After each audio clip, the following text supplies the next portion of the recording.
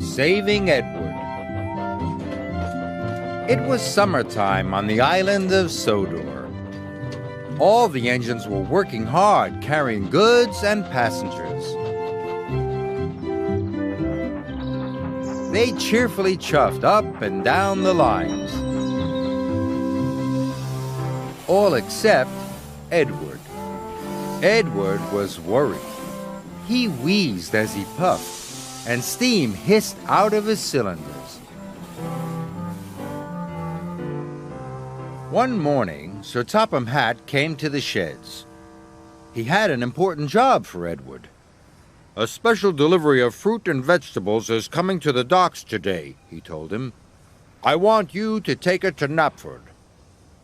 "Yes, sir," said Edward, but he was worried about his wheeze. It felt worse today. "Thomas, you ought to go to the docks and shunt Edward's freight cars.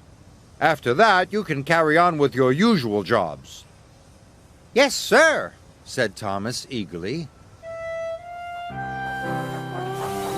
Thomas and Edward puffed to the water tower. Edward tried to stop wheezing, but he couldn't. "What's the matter?" asked Thomas. "You don't sound well." "I can't seem to get up steam properly," said Edward. "But I'll manage.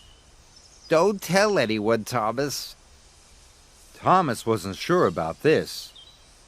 "I don't want Sir Topham Hatt to know," hissed Edward. Thomas could see Edward was worried, so he agreed. He hurried off to shunt Edward's freight cars. Edward followed slowly to the docks.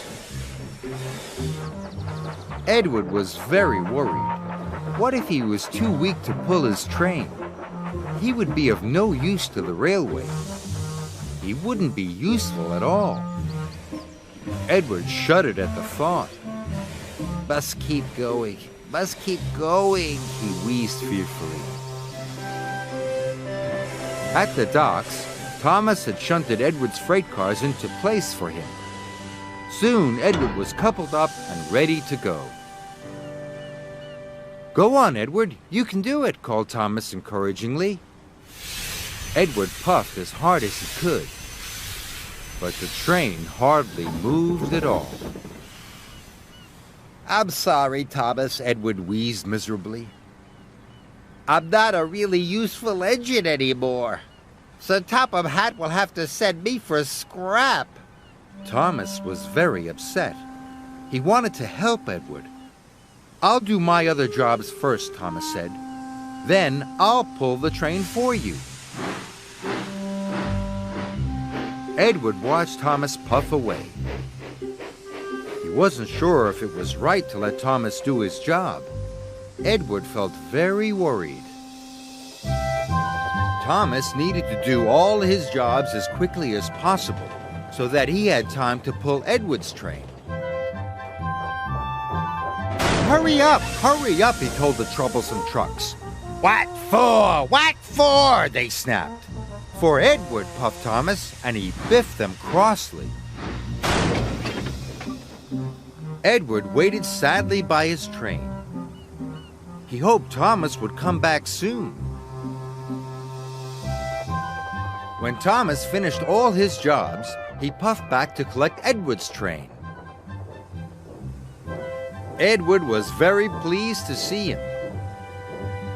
"Don't worry, Edward," puffed Thomas. "I'll have your job done in no time.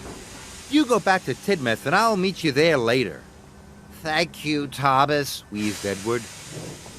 And Thomas pulled away with a long line of freight cars. Thomas was tired. He had been working all day, and Edward's train was very heavy.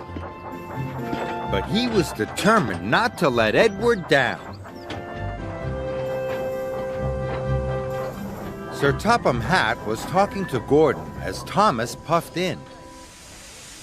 "Thomas, this train is late," he said crossly. "And why are you pulling it? Where is Edward?" Thomas didn't want to get Edward into trouble. He had to think of an excuse. Edward took on the wrong sort of coal, sir." The wrong sort of coal, boomed Sir Topham Hatt. What nonsense, Thomas! I'll find out what Edward has to say about this later. Sir Topham Hatt was very cross. He gave Thomas another job to do. Yes, sir, said Thomas.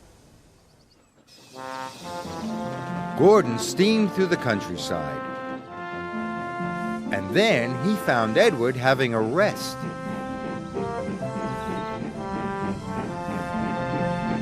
What's all this about the wrong sort of coal?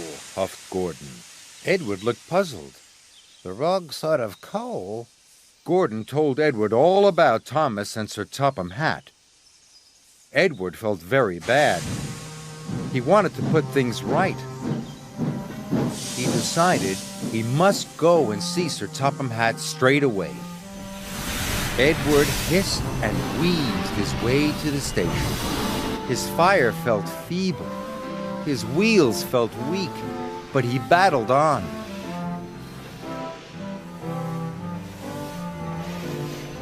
At last, Edward puffed into the station. He found Sir Topham Hatt. "It's all my fault, sir," he said sadly. "I asked Thomas not to tell you I couldn't work. I was afraid of going for scrap.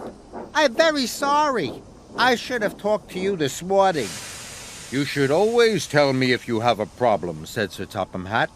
"You are a loyal, hard-working, and really useful engine. I will send you to the fitter's yard straight away.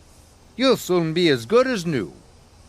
Edward was very relieved, and Thomas was very tired from his extra work, but they both agreed, even when it's hard, it's always best to tell the truth.